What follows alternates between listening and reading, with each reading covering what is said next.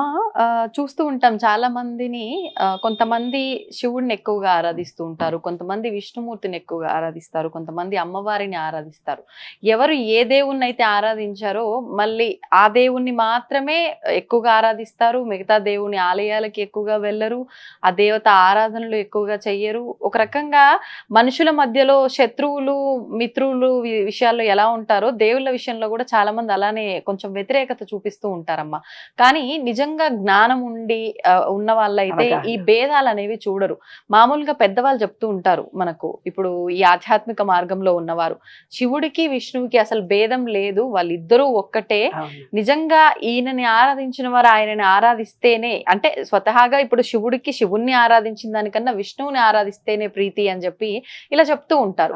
మరి ఇంత చెప్పినప్పటికీ వీళ్ళిద్దరి మధ్యలో భేదాన్ని మాత్రం ఎత్తి చూపిస్తూనే ఉంటారమ్మా. నిజంగా భేదం అనేది ఉందా వీళ్ళిద్దరి మధ్య? నీకు నాకు భేదం లేదంటున్నానే బాబు. నేను లా ఆఫ్ వన్నెస్ లో నీవు నేను, నిన్ను కష్టపెడితే నన్ను కష్టపెట్టినట్టే, నేను కష్టపెడితే నువ్వు కష్టపడ్డట్టే. నాకేది కష్టమో నీకదే కష్టం అని చెప్తున్నాను నేను. Law of oneness, law of vibration అని విశ్వ నియమాలు చెప్తున్నాను నేను. నాకు నువ్వు చెప్పినటువంటి ప్రశ్న చాలా చిన్నది. ఎందుకు అంటే విశ్వ నియమాలు మనకు తెలియక ఈ విశ్వంలో ఉండే మనుషులందరూ ఇప్పుడు విష్ణు సాంప్రదాయము శివ సాంప్రదాయం. నా చిన్నప్పుడు అంతఃపురం అంతా మెడిటేషనే ఉండేది. ఒక 70 ఏండ్ల క్రితం, 70-80 ఏండ్ల క్రితం ఓన్లీ మెడిటేషను. ఆధ్యాత్మికంగా ఒక బీజాక్షరాన్ని ఇస్తే దానిని మాత్రం లేదా ఓం అనే దాన్నే జపించుకోవాలి. శివుడు విష్ణువు అని డిఫరెన్స్ అది లేదు. కానీ ఒక 70-80 ఏండ్ల పూర్వం నుంచి ఏదో జరిగిందట. అది ఎక్కడ జరిగిందో ఆ మూలాల గురించి నేను పెద్ద ఆధ్యాత్మికంగా అంత గొప్పదాన్ని కాదు కాబట్టి అంత దూరం నేను వెళ్ళటం లేదు. సైన్స్ ప్రకారంగా మాత్రం నాకు తెలిసిన అనుభవం ద్వారా నేను రాసిన విశ్వ నియమాల దృష్టితో ఇప్పుడు నీకు వివరించడం జరుగుతుంది. విష్ణువు అంటేనే శివుడు. అయితే మన సబ్ కాన్షియస్ మైండ్ లో కొంతమంది ఫ్యామిలీస్ లో శివుడికే పూజ చేశారు నాన్న. వాళ్లకు అత్తగారింటికి వచ్చింది ఒక ఆమె విష్ణు సాంప్రదాయంతో వచ్చింది. అందుకే వైదికులు నియోగులు వాట్లట్లా వాళ్ళవేవో టర్మినాలజీతో చెప్తుంటారు. మీది ఏ ఊరు, మీ ఊర్లో దేవుడైనా లక్ష్మీనారాయణుడి గుడి ఉంటుంది, ఆ గుడికి వాళ్ళు ఆ దేవుడినే పూజిస్తారు, శివతత్వంతో ఉన్న వాళ్ళైనా. అయితే ఇక్కడ మ్యారేజ్ చేసుకొని వచ్చినప్పుడు హస్బెండ్ అండ్ వైఫ్ ఇద్దరికి గొడవలు జరుగుతుంటాయి. ఏమని జరుగుతుంటాయి? విష్ణు పూజలే చేస్తారండి మా ఇంట్లో, తప్పనిసరిగా నేను ఏకాదశి ఉంటా అంటుంది. ఈయనంటుంటాడు మేము ఏకాదశులు ఉండము, శివరాత్రి మాత్రమే ఉంటాము, మాస శివరాత్రి చేస్తామని. భార్యాభర్తలు ఇద్దరి మధ్య గొడవలు కూడా ఇన్ని చూసా నేను. అంటే అర్థం ఏంటిది? వీళ్ళ సబ్ కాన్షియస్ మైండ్ లో వాళ్ళు పుట్టి పెరిగినప్పటి నుంచి ఆ దేవుడిని పూజ చేశారు, ఆ దేవుడే వాళ్ళు అనుకున్నారు. ఈ అమ్మాయి వాళ్ళ ఇంట్లో చూసింది వేరే దేవుడు, ఆ దేవుడు పూజలు అవే చేశారు కాబట్టి అదే అనుకుంది. ఇక్కడికి వచ్చిన తర్వాత విష్ణుదేవుడు మా ఇంటి దేవుడు ఈ దేవుడే పొలువు అంటే సమ్ కన్ఫ్యూజన్ కదమ్మా. భార్య ఇప్పుడు పెద్ద పెద్ద విషయాలు మనకు అవసరం లేదు, మనం ఒక కుటుంబంలో గురించి ఆలోచిస్తేనే ఇన్ని ప్రాబ్లం కనబడుతుంది. అవును, ఎందుకమ్మా నలుగురు ఉన్న దగ్గర నలుగురికి ఒక్కొక్క దేవుడు నచ్చుతాడు, అందరికి ఒక్కరే. దానికి కారణం ఏంటి తెలుసా నాన్న? గురు ప్రభావంతో పుట్టిన వాళ్ళు ఎవరైతే ఉంటారో ఆధ్యాత్మికంగా, మా నాన్నగారు జాతకాలు చెప్పేవాళ్ళు కాబట్టి నాకు బాగా తెలుసు. గురు ప్రభావంతో పుట్టిన వాళ్ళు గురు పూజలే చేస్తారు, వాళ్ళకి ఆ దేవుడు అంటేనే నమ్మకం. బాబా గాని దత్తాత్రేయుడు గాని వెంకటేశ్వర స్వామి గాని ఇలా ఉంటుంది. శని ప్రభావంతో పుట్టిన వాళ్ళు వెంకటేశ్వర స్వామి పూజలు ఎక్కువ చేస్తారు, శని పూజలు. ఆ దేవుడు లక్ష్మీనారాయణుడు అంటే చాలా ఇష్టం. శుక్ర మహర్దశలో కొంతమంది పుడతారు నాన్న. పుట్టినప్పుడు వాళ్ళు ఏం చేస్తారంటే లక్ష్మీదేవిని చాలా గొప్పగా పూజ చేస్తారు, వాళ్ళకి ఆ పూజ చేస్తేనే కలిసి వస్తుంది. అట్లా సోమ అంటే శివుడి సోమవారం పుట్టిన వాళ్ళు ఎవరైతే ఉంటారో ఆ మాతృ దోషం పైన వాళ్ళు శివుడి పూజలు ఎక్కువ చేస్తూ పోతుంటారు, శివ శివ శివ అంటూనే ఉంటారు అన్నమాట. ఇట్లా వాళ్ళు పుట్టిన గ్రహ దశలను బట్టి వాళ్ళు. అయితే ప్రతి మనిషి జీవితంలో శుక్రుడు బై శని అంగారకుడు ఇలా ఈ విశ్వం టర్నింగ్ తిరుగుతూ పోతున్నప్పుడు మనిషి దశలో అప్పటిదాకా అమ్మవారి పూజలు చేసిన ఒక అమ్మాయి నా దగ్గరకు వచ్చి, అమ్మ నేను ఇప్పుడు ఏదైనా పూజ చేద్దామంటే పీరియడ్ వస్తుంది, లేదా నేను పూజ చేద్దామంటే ఎవరో చనిపోతున్నా, నేను అమ్మవారి పూజ చేద్దామంటే అప్పుడు ఎన్ని రోజులు ఇంత మంచిగా చేసిన అమ్మవారిని ఏ కోరిక కోరుకున్నా నాకు తెలియదు, ఇప్పుడు తీరట్లేదు. ఆమెకు శుక్రుడు బై శని మహర్దశ వచ్చింది. శని అంటే ఏమిటి? అప్పుడు వెంకటేశ్వర స్వామి పూజ చేస్తుంది, ఆమె తిరుపతి వెళ్తుంది, అప్పుడు లక్ష్మీ పూజ చేస్తే ఆమెకు కలిసి రాదు, లలిత అమ్మవారి పూజ చేస్తే కలిసి రాదు. అట్లా టైం కూడా ఉంటుంది. ఏ దశ నడుస్తుందో దానికి సంబంధించినటువంటి వేవ్స్ ఉంటాయి కాబట్టి ఈ విశ్వంలో ఏ వేవ్స్ ఉంటాయో ఆ వేవ్స్ నే మనము మనం స్వీకరిస్తాము. అట్లాంటి దశలను మారుతున్నప్పుడే, అందుకే కదా ఆస్ట్రాలజీ న్యూమరాలజీ అని చెప్పుకున్నది. ఏమీ లేదు, దశలు మారుతున్నప్పుడు మన ఆలోచన విధానాలు మారుతాయి. మారకుండా ఉండడమే ఆధ్యాత్మికతలోనేమో భగవంతుడు అని పెట్టారు. నేను సైన్స్ పరంగా మెడిటేషన్ చేసుకోండి అని చెప్తున్నాను. Positive thinking, positive vibration, positive thinking, positive vibration అంటున్నాను సైన్స్ పరంగా. అయితే ఇక్కడ ఏంటిది, శివమా శివమా అని అడుగుతావు. ఇప్పుడు నేను శివం కాబట్టే నేను నీతో మాట్లాడుతున్నాను. నేను శివం ఎప్పుడవుతాను, అందులో జీవం లేకుంటే. ఆయననే శివుడు. శివుడు ఒక్కడే, ప్రాణం ఒకటే ఉంది. ప్రాణానికి ఏం కావాలి ఆధారము? బ్రీతింగ్, శ్వాస ఉందా లేదా? శ్వాస లక్ష్మీనారాయణుడు, నారాయణుడు. ఇప్పుడు శ్వాస ముఖ్యమా, జీవం ముఖ్యమా? రెండు కావాలి.